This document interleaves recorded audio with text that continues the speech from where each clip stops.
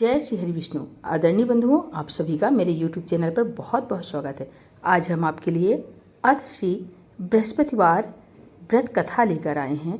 गुरुवार को सुने जाने वाली गुरुवार व्रत कथा। तो कथा पूरी सुनिएगा और प्लीज़ चैनल को सब्सक्राइब एवं कथा को लाइक जरूर कीजिएगा। भारतवर्ष में एक प्रतापी और दानी राजा राज करता था। वह नित्य गरीबों और ब्राह्मणों की सहायता करता था, लेकिन उसकी रानी को ये सब अच्छा नहीं लगता था। वह न गरीबों को दान देती और न भगवान का पूजन करती थी और राजा को भी दान देने से मना करती थी। एक दिन राजा शिकार खेलने वन को गए थे तो रानी महल में अकेली थी। उसी समय बृहस्पति देव साधु वेश में राजा के महल में भिक्षा के लिए गए और भिक्षा मांगी। रानी ने भिक्षा देने से इनकार किया और कहा, हे साधु महाराज, मैं इस दान और पुण्य से तंग आ गई हूँ। मेरा पति सारा दिन धन लुटाते रहते हैं। मेरी इच्छा है कि हमारा धन नष्ट हो जाए, फिर न रहेगा बांस और न बजेगी बांसुरी। साधु ने कहा, देवी तुम बड़ी विचित्र हो। धन संतान तो सभी चाहते हैं, पुत्र और लक्ष्मी तो पापी के घर भी होने चाहिए। यदि तुम्हारे पास अधिक धन है तो भूखे को भोजन दो, प्यासे को प्याऊ लगवाओ, मुसाफिरों के लिए धर्मशाला खुलवाओ। जो निर्धन अपनी कुंवारी कन्याओं का विवाह नहीं करा सकते उनका विवाह कराओ। ऐसे और कई काम है जिनके करने से तुम्हारा यश लोक परलोक में फैलेगा। परंतु रानी पर उपदेश का कोई प्रभाव नहीं पड़ा। वह बोली, महाराज आप मुझे कुछ न समझाए, मैं ऐसा धन नहीं चाहती जो हर जगह बांटती फिरूं। साधु ने उत्तर दिया, यदि तुम्हारी ऐसी इच्छा है तो तथास्तु। तुम ऐसा करना कि बृहस्पतिवार को घर पीली मिट्टी से लीपकर अपना सिर धोना, कपड़ा भट्टी में धोना। ऐसा करने से तुम्हारा सब धन नष्ट हो जाएगा। इतना कहकर वह साधु महाराज वहां से आलोप हो गए। साधु के अनुसार कई बातों को पूरा करते हुए रानी को केवल 3 बृहस्पतिवार ही बीते थे कि उसकी समस्त धन संपत्ति नष्ट हो गई।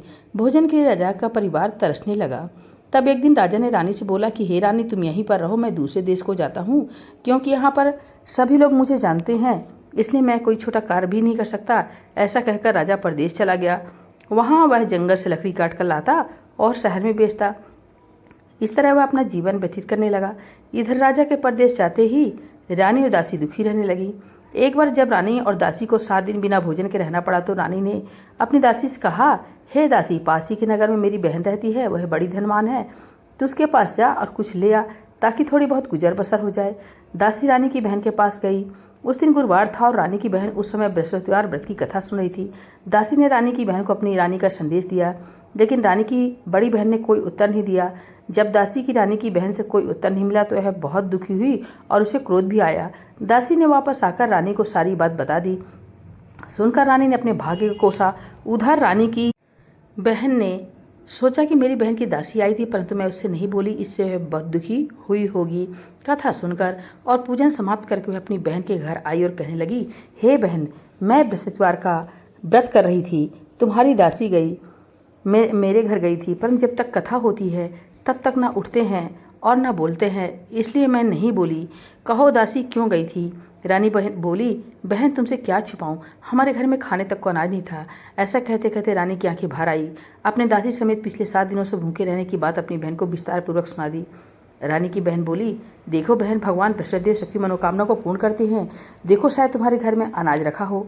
पहले तो रानी को विश्वास नहीं हुआ, पर अपनी बहन के आग्रह करने पर उसने अपनी दासी को अंदर भेजा तो उसे सचमुच अनाज से भरा एक घड़ा मिल गया।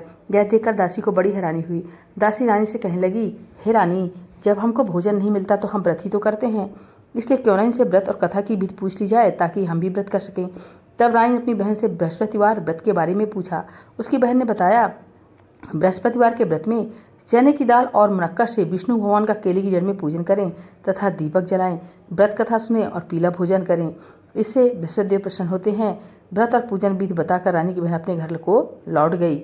7 दिन के बाद जब गुरुवार आया तो रानी और दासी ने व्रत रखा। गुड़साल में जाकर चना और गुड़ ले आई, फिर उससे केले की जड़ तथा विष्णु भगवान का पूजन किया। अब पीला भोजन कहाँ से लाएं, इस बात को लेकर दोनों बड़ी दुखी थी। चूंकि उन्होंने व्रत रखा था इसलिए बृहस्पति देव उनसे प्रसन्न थे, इसलिए वे एक साधारण व्यक्ति का रूप धारण कर 2 थालों में सुंदर पीला भोजन दासी को दे गए। भोजन पाकर दासी बहुत प्रसन्न हुई और फिर रानी के साथ मिलकर भोजन ग्रहण किया। उसके बाद सभी गुरुवार को व्रत और पूजन करने लगी। बृहस्पति भगवान की कृपा से उनके पास फिर से धन संपत्ति आ गई, परंतु रानी फिर पहले की तरह आलस करने लगी।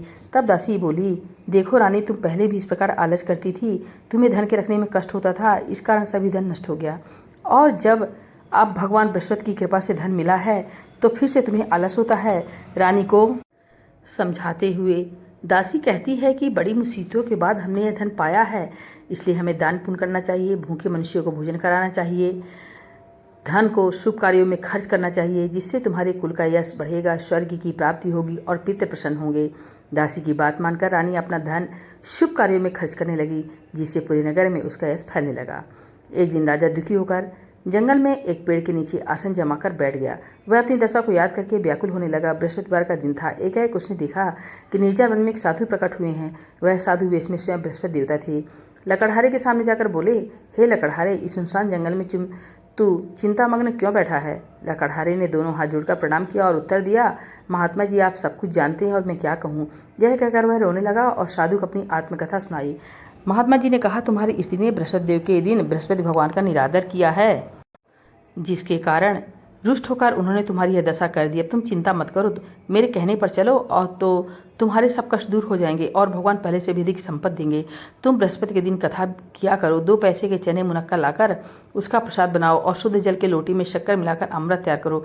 कथा के पश्चात अपने सारे परिवार और सुनने वाले प्रेमी अमृत व प्रसाद बांटकर आप भी ग्रहण करो। ऐसा करने से भगवान तुम्हारी सभी मनोकामनाएं पूरी करेंगे। साधु कैसे वचन सुनकर लकड़हारा बोला, हे प्रभु, मुझे लकड़ी बेचकर इतना पैसा नहीं मिलता जिससे भोजन के उपरांत कुछ बचा सकूँ। मैंने रात में अपनी बेस्ती को व्याकुल देखा है, मेरे पास कुछ भी नहीं जिससे मैं उसकी खबर मंगा सकूँ। साधु ने कहा, हे लकड़हारे, तुम किसी बात की चिंता मत करो। बृहस्पति के दिन तुम रोजाना की तरह लकड़ियाँ लेकर शहर को जाओ। तुमको रोज से दुगना धन प्राप्त होगा, जिससे तुम भली भात भोजन कर लोगे तथा बृहस्पति देव की पूजा का सामान भेज जाएगा। इतना कहकर साधु अंतर्धान हो गए। धीरे धीरे समय व्यतीत होने पर फिर वही बृहस्पतिवार का दिन आया।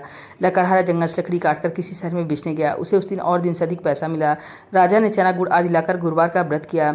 उस दिन से उसके सभी क्लेश दूर हुए। परंतु जब दोबारा गुरुवार का दिन आया तो बृहस्पतिवार का व्रत करना भूल गया। इस कारण बृहस्पति भगवान नाराज हो गए। उस दिन नगर के राजा ने विशाल यज्ञ का आयोजन किया तथा शहर में घोषणा करा दी, कोई भी मनुष्य अपने घर भोजन ना बनावे, ना आग जलावे, समस्त जनता मेरे यहाँ भोजन करने आवे। इस आज्ञा को जो ना मानेगा उसे फांसी की सजा दे दी जाएगी। इस तरह की घोषणा संपूर्ण नगर में करवा दी गई। राजा के आज्ञा अनुसार शहर के सभी लोग भोजन करने गए, लेकिन लकड़हारा कुछ देर से पहुंचा, इसलिए राजा उसको अपने साथ घर लिवा ले गए और ले जाकर भोजन करा रहे थे तो रानी की दृष्टि उस खूंटी पर पड़ी जिस पर उसका हार लटका हुआ था। वह वहां पर दिखाई नहीं दिया। रानी ने निश्चय किया कि मेरा इस हार इस मनुष्य ने चुरा लिया है। उसी समय सिपाहियों को बुलाकर उसको कारागार में डलवा दिया। जब लकड़हारा कारागार में पड़ गया और बहुत दुखी होकर विचार करने लगा कि न जाने कौन से पूर्व जन्म के कर्म से मुझे दुख प्राप्त हुआ, और उसी साधु की याद करने लगा जो कि जंगल में मिला था। उसी समय तत्काल बृहस्पति देव साधु के रूप में प्रकट हुए और उसकी दशा को देख कर कहने लगे, अरे मूर्ख, तूने बृहस्पति देवता की कथा नहीं कही, इसी कारण तुझे दुख प्राप्त हुआ है। अब चिंता मत कर, बृहस्पतिवार के दिन कारागार के दरवाजे पर 4 पैसे पड़े मिलेंगे, उनसे तू बृहस्पति देव की पूजा करना तो तेरे सभी कष्ट दूर हो जाएंगे। बृहस्पति के दिन उसे 4 पैसे मिले। लकड़हारे ने कथा कही। उसी रात को बृहस्पति देव ने उस नगर के राजा को सपने में कहा, हे राजा, तुमने जिस आदमी को कारागार में बंद कर दिया वह निर्दोष है, वह राजा है, उसे छोड़ देना। रानी का हार उसी खूंटी पर लटका है, अगर तू ऐसा नहीं करेगा तो मैं तेरे राज को नष्ट कर दूंगा। इस तरह रात के सपनों को देखकर राजा प्रातःकाल उठा और खूंटी पर हार देकर लकड़हारे को बुलाकर क्षमा मांगी तथा लकड़हारे को योग्य सुंदर वस्त्राभूषण देकर विदा कर दिया। बृहस्पति देव के आज्ञा अनुसार लकड़हारा अपने नगर को चल दिया। राजा जब नगर के निकट पहुंचा तो उसे बड़ा आश्चर्य हुआ। नगर में पहले से अधिक बाग, तालाब, कुएं तथा बहुत से धर्मशाला, मंदिर आदि बन गए हैं। राजा ने पूछा, किसका बाग और धर्मशाला है? तब नगर के सब लोग कहते हैं कि सब रानी और बांदी के है। तो राजा को आश्चर्य हुआ और गुस्सा भी आया। जब रानी ने खबर सुनी कि राजा आ रहे हैं तो उन्होंने बांदी से कहा, ये दासी देख, राजा हमको कितनी बुरी हालत में छोड़ गए थे, हमारी ऐसी हालत देखकर वह लौट न जाए, इसी तू दरवाजे पर खड़ी हो जा। आज्ञा अनुसार दासी दरवाजे पर खड़ी हो गई। राजा आए तो उन्हें अपने साथ लिवा लाई। तब राजा ने क्रोध करके अपनी तलवार अपनी रानी से पूछा कि धन तुम्हें कैसे प्राप्त हुआ है? तब उन्होंने कहा, हमें यह सब धन बृहस्पति देव के व्रत के प्रभाव से प्राप्त हुआ है। राजा ने निश्चय किया कि 7 रोज बाद तो सभी बृहस्पति देव का पूजन करते हैं, परंतु मैं प्रतिदिन दिन में 3 बार कहानी तथा रोज व्रत किया करूंगा। अब हर समय राजा के दुपट्टे में चने की दाल बंधी रहती तथा दिन में 3 बार कहानी कहता। एक रोज राजा ने विचार किया, चलो अपनी बहन क्या हो आवे। इस तरह निश्चय कर राजा घोड़े पर सवार हो अपनी बहन का चलने लगा। मार्ग में उसने देखा कुछ आदमी मुर्दे को ले जा रहे हैं। उन्हें रोककर राजा कहने लगा, अरे भाइयों, मेरी बृहस्पति देव की कथा सुन लो। वे बोले, लो, हमारा आदमी मर गया है, इसको अपनी कथा पड़ी है। परंतु कुछ आदमी बोले, अच्छा कहो, हम तुम्हारी कथा भी सुनेंगे। राजा ने दाल निकाली। जब कथा आदि हुई तो मुर्दा हिलने लग गया और जब कथा समाप्त हो गई तो राम राम करके मनुष्य उठकर खड़ा हो गया। आगे मार्ग में से किसान खेत में हल चलाता मिला। राजा ने उसे देखा और उसे बोला, अरे भैया, तुम मेरी बृहस्पतिवार की कथा सुन लो। किसान बोला, जब तक मैं तेरी कथा सुनूंगा तब तक 4 हरैया जोत लूंगा, जब अपनी कथा किसी और को सुनाना। इस तरह राजा आगे चलने लगा। राजा खड़ते ही बैल पर छड़ खाकर गिर गए तथा किसान के पेट में बड़ी जोर का दर्द होने लगा। उसी समय किसान की माँ रोटी लेकर आई थी। उसने जब देखा तो अपने पुत्र से सवाल पूछा और बेटे ने सभी हाल कह दिया। तो बुढ़िया दौड़ी दौड़ी उस घुड़सवार के पास गई, उससे बोली कि मैं तेरी कथा सुनूंगी, तू अपनी कथा मेरे खेत पर चलकर कहना। राजा ने बुढ़िया खेत पर जाकर कथा कही, जिसके सुनते ही वह बैल उठकर खड़े हो गए तथा किसान के पेट का दर्द भी बंद हो गया। राजा अपनी बहन के घर पहुंचा। बहन ने भाई की खूब मेहमानी की। दूसरे रोज प्रातःकाल राजा जागा तो वह देखने लगा कि सब लोग भोजन कर रहे हैं। राजा ने अपनी बहन से कहा, ऐसा कोई मनुष्य है जिसने भोजन नहीं किया हो, मेरी बृहस्पतिवार की कथा सुन ले। बहन बोली, हे भैया, देश ऐसा ही है, पहले यहाँ लोग भोजन करते हैं, बाद में काम करते हैं। अगर कोई पड़ोस में तो देखा हूँ। वह ऐसा कहकर देखने चली गई, पर उसे कोई व्यक्ति नजर नहीं आया जिसने भोजन न किया हो। अतः वह एक कुम्हार के घर गई जिसका लड़का बीमार था। उसे मालूम हुआ कि उसके यहाँ 3 रोज से किसी ने भोजन नहीं किया है। रानी ने अपने भाई की कथा सुनने के लिए कुम्हार से कहा। वह तैयार हो गया। राजा ने जाकर बृहस्पतिवार की कथा कही, जिसको सुनकर उसका लड़का ठीक हो गया। अब तो राजा की प्रशंसा होने लगी। एक रोज राजा ने अपनी बहन से कहा, हे बहन, हम अपने घर को जाएंगे, तुम भी तैयार हो जाओ। राजा की बहन ने अपनी सास से कहा। सास ने कहा, हाँ चली जा, परंतु अपने लड़कों को मत ले जाना, क्योंकि तेरे भाई की कोई औलाद नहीं है। बहन ने अपने भैया से कहा, हे भैया, मैं तो चलूंगी, पर कोई बालक नहीं जाएगा। राजा बोला, जब कोई बालक नहीं चलेगा तब तुम ही क्या करोगी। बड़े दुखी मन से राजा अपने नगर को लौट आया। राजा ने अपनी रानी से कहा, हम निर्वंशी हैं, हमारा मुंह देखने का धर्म नहीं है और कुछ भोजन आदि नहीं किया। रानी बोली, हे प्रभु, बृहस्पति ने हमें सब कुछ दिया है, वे हमें औलाद अवश्य देंगे। उसी रात को बृहस्पति ने राजा सपने में कहा, हे राजा, उठ, सभी सोच त्याग दे, तेरी रानी गर्भ से है। राजा की बात सुनकर बड़ी खुशी हुई। 9वें महीने में उसके गर्भ से एक सुंदर पुत्र पैदा हुआ। तब राजा बोला, है इस रानी, स्त्री बिना भोजन के रह सकती है, पर बिना कुछ कहे नहीं रह सकती। जब मेरी बहन आए तो तुम उससे कुछ मत कहना। रानी ने सुनकर हाँ कर दिया। जब राजा की बहन ने शुभ समाचार सुना तो वह बहुत खुश हुई तथा बधाई लेकर अपने भाई के यहाँ आई। तभी रानी ने कहा, घोड़ा चढ़कर तो नहीं आई, गधा चढ़ी आई। राजा की बहन बोली, भाभी, मैं इस प्रकार न कहती तो तुम्हें औलाद कैसे मिलती। बृहस्पति देव ऐसे हैं, जैसे जिसके मन में कामनाएं होती हैं वे सभी को पूर्ण करते हैं। जो सद्भावनापूर्वक बृहस्पतिवार का व्रत करता है एवं कथा पढ़ता अथवा सुनता है तथा दूसरों को सुनाता है, बृहस्पति देव उसकी सभी मनोकामना पूर्ण करते हैं। भगवान बृहस्पति देव उसकी सदैव रक्षा करते हैं। संसार में जो मनुष्य सद्भावना से भगवान जी का पूजन व्रत सच्ची जैसे करते हैं तो उनकी सभी मनोकामनाएं पूर्ण करते हैं। जैसी सच्ची भावना से रानी और राजा ने उनकी कथा का गुणगान किया तो उनकी सभी इच्छाएं बृहस्पति देव जी ने पूर्ण की थी। इसलिए पूर्ण कथा सुनने के बाद प्रसाद लेकर जाना चाहिए। हृदय से उनका मनन करती हुई जयकारा बोलना चाहिए। बोलो बृहस्पति देव भगवान की जय, विष्णु भगवान की जय।